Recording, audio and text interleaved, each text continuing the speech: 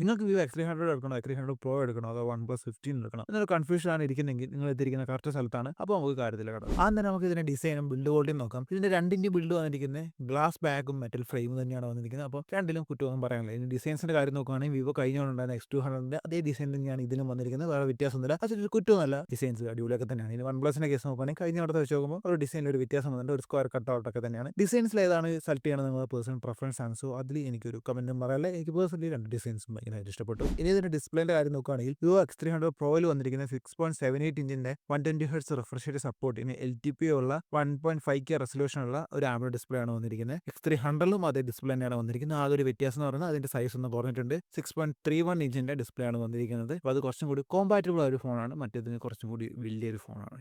ഇനി OnePlusന്റെ കാര്യം നോക്കുകയാണെങ്കിൽ ഇതിൽ വന്നിരിക്കുന്നത് 6.78 ഇഞ്ചിന്റെ 165 ഹെർട്സ് റിഫ്രഷ് റേറ്റ് സപ്പോർട്ട് ചെയ്യുന്ന ഒരു OLED ഡിസ്പ്ലേ ആണ്. ഇതിലും 1.5K റെസൊല്യൂഷനും LTPയും തുടങ്ങിയ എല്ലാ സപ്പോർട്ടുകളും ഉണ്ട്. ഇതിൽ 165 ഹെർട്സ് എന്ന് പറഞ്ഞ സാധനം നമുക്ക് ഫുൾ ടൈം യൂസ് ചെയ്യാൻ പറ്റുന്നതായിരിക്കില്ല.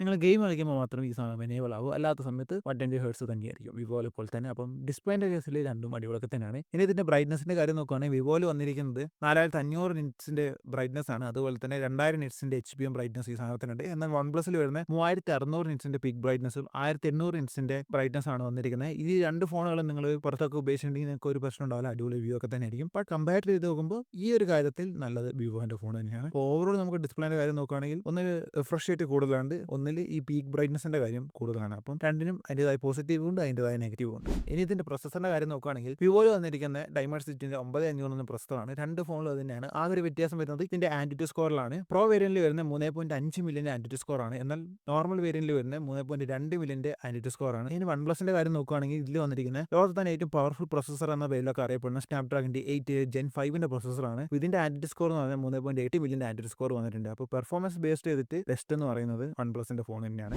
ഇനി ക്യാമറയുടെ കാര്യം നോക്കുകയാണെങ്കിൽ വിവോ X300ൽ വന്നിരിക്കുന്നത് 200 MB മെയിനും 50 MB അൾട്രാ വൈഡും 50 MB ടെലിഫോട്ടോയാണ്. എന്നാൽ പ്രോയിൽ വന്നിരിക്കുന്നത് 50 MB മെയിനും 200 MB ടെലിഫോട്ടോയും 50 MB അൾട്രാ വൈഡാണ് വന്നിരിക്കുന്നത്. അതാണ് മെയിൻ ചേഞ്ച് ഇതിൽ വന്നിരിക്കുന്നത്. ഇതുകൂടാതെ വേറൊരു ചേഞ്ച് എന്ന് പറയുന്നത് ഈ രണ്ട് വിവോന്റെ ഫോണിലും V3+ എന്ന് പറഞ്ഞ ഒരു ഫോട്ടോഗ്രാഫി റിലേറ്റ് ചെയ്ത ഒരു ചിപ്പ് വന്നിട്ടുണ്ട്. എന്നാൽ പ്രോയിൽ ഈ V3ന്റെ കൂടെ വേറെ VS1 എന്ന് പറഞ്ഞ അഡീഷണൽ ചിപ്പ് കൂടി വന്നിട്ടുണ്ട്. അപ്പോൾ ചെറിയ തോതിൽ ഫോട്ടോഗ്രാഫിന്റെ കാര്യത്തിൽ ഒരു എഡ്ജ് വിവോ X300 പ്രോയ്ക്കാണ്. ഇനി OnePlus ഒരു കമ്പയർ നോക്കുകയാണെങ്കിൽ OnePlusൽ 3 ക്യാമറയും 50 MB ക്യാമറയാണ് വന്നിരിക്കുന്നത്. അതും ഫോട്ടോ ഒക്കെ അടിപൊളിയാക്കി തന്നെ എടുക്കുന്നത്. പക്ഷേ വിവോ വെച്ച് കമ്പയർ ചെയ്ത് നോക്കുമ്പോൾ കുറച്ചും കൂടി എഡ്ജ് കിട്ടുന്നത് വിവോയ്ക്കാണ്. ഇനി ഫ്രണ്ട് ക്യാമറയുടെ കാര്യം നോക്കുകയാണെങ്കിൽ വിവോയിൽ വന്നിരിക്കുന്നത് 50 MB ക്യാമറയാണ്. എന്നാൽ OnePlusൽ വന്നിരിക്കുന്നത് 32 MB ക്യാമറയാണ്. അപ്പോൾ അതിനും ഒരു എഡ്ജ് ഉള്ളത് വിവോയ്ക്ക് തന്നെയാണ്. അപ്പോൾ ഓവറോൾ ക്യാമറ ഡിപ്പാർട്ട്മെന്റ് നോക്കുകയാണെങ്കിൽ അതിലൊരു അടിപൊളി എന്ന് പറയുന്നത് വിവോ തന്നെയാണ്. പിന്നെ നിങ്ങൾക്ക് എല്ലാവർക്കും അറിയുന്ന ഒരു കാര്യമാണ് വിവോ ഫോൺ ആൻഡ്രോയിഡിലും അതുപോലെ തന്നെ ഓവറോൾ ഫോണിൽ തന്നെ നല്ലൊരു ഫോട്ടോഗ്രാഫി പ്രൊവൈഡ് ചെയ്യുന്ന ഒരു ഫോണാണ്. അത് ഭയങ്കര ഫേമസ് ആണ്. OnePlus ആയിട്ട് കമ്പയർ ചെയ്ത് നോക്കുമ്പോൾ എല്ലാ കാര്യങ്ങളിലും ഒരു എഡ്ജ് ഉള്ളത് വിവോക്ക് തന്നെയാണ് ഫോട്ടോഗ്രാഫിന്റെ കാര്യത്തിൽ എന്ന് പറയുന്നത്. ഇനി ഇതിന്റെ ബാറ്ററി ഡിപ്പാർട്ട്മെന്റ് നോക്കുകയാണെങ്കിൽ വിവോ X300 വന്നിരിക്കുന്ന 6040 mAh ബാറ്ററിയും 90 വാട്ടിന്റെ ചാർജറും 40 വാട്ടിന്റെ വയർലെസ് ചാർജിങ്ങും 10 വാട്ടിന്റെ റിവേഴ്സ് ചാർജിംഗ് ആണ് വന്നിരിക്കുന്നത്. ഇനി പ്രോ വേരിയന്റ് എടുത്ത് നോക്കുകയാണെങ്കിൽ ആകെ ഒരു വ്യത്യാസം എന്ന് പറയുന്നത് 6510 mAh ബാറ്ററിയാണ്. ബാക്കിയെല്ലാം സ്പെക്സ് സെയിം തന്നെയാണ്. ഇനി OnePlusന്റെ കാര്യം എടുക്കുകയാണെങ്കിൽ 1300 mAh ബാറ്ററിയും 120 വാട്ടിന്റെ വയർഡ് ചാർജിങ്ങും 50 വാട്ടിന്റെ വയർലെസ് ചാർജിങ്ങും 10 വാട്ടിന്റെ റിവേഴ്സ് ചാർജിങ്ങും ഈ സാധനത്തിൽ വന്നിട്ടുണ്ട്. അപ്പോൾ ബാറ്ററി ഡിപ്പാർട്ട്മെന്റിന്റെ കാര്യം നോക്കുമ്പോൾ അതിലും അടിപൊളി എന്ന് പറയുന്നത് OnePlus തന്നെയാണ്. ഇനി OSന്റെ കാര്യം നോക്കുകയാണെങ്കിൽ വിവോയിൽ വന്നിരിക്കുന്നത് അവരുടെ പുതിയ OS ആയ ഒറിജിൻ OS ആണ്. ഫൺ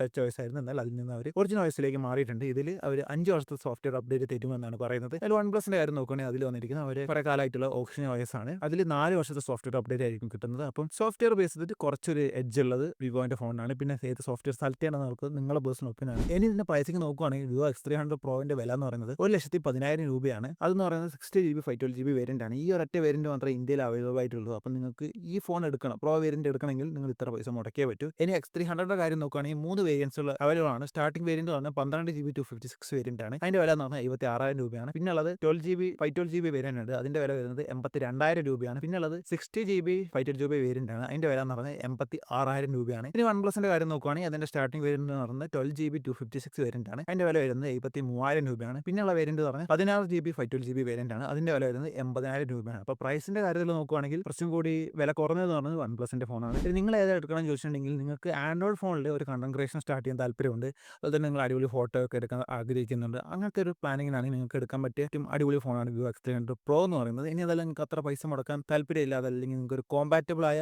നല്ല അടിപൊളി ഫോട്ടോഗ്രാഫി ഒക്കെ തരുന്ന ഫോണാണ് വേണ്ടെങ്കിൽ നിങ്ങൾക്ക് എടുക്കാൻ പറ്റിയ ഫോണാണ് X300. ഇനി അതല്ല നിങ്ങൾക്ക് ഒരു ഓവറോൾ പെർഫോമൻസ് ഉള്ള ഫോണാണ്, അതല്ല നിങ്ങൾ ഫോട്ടോഗ്രാഫിക്ക് അത്രത്തോളം ഇമ്പോർട്ടൻസ് കൊടുക്കുന്നില്ലെങ്കിൽ നിങ്ങൾക്ക് പറ്റിയ ഫോൺ എന്ന് പറയുന്നത് OnePlus ആണ്. കാരണം ഈ വിവോ OnePlusനെ തോപ്പിക്കുന്ന ആ ഫോട്ടോഗ്രാഫിന്റെ ആ ഒരു സെഗ്മെന്റിൽ മാത്രമേ ഉള്ളൂ. ബാക്കി എല്ലാ കാര്യത്തിലും OnePlus ആണ് ടോപ്പിൽ നിൽക്കുന്നത്. വിലയും കുറച്ച് കുറവാണ്. അപ്പം അങ്ങനെയാണ് നിങ്ങളൊരു പ്ലാനിംഗ് എങ്കിൽ ഞാൻ OnePlus ആയിരിക്കും സജസ്റ്റ് ചെയ്യുന്നത്. അപ്പം അടുത്തൊരു വീഡിയോ ആയിട്ട് പിന്നെ കാണാം.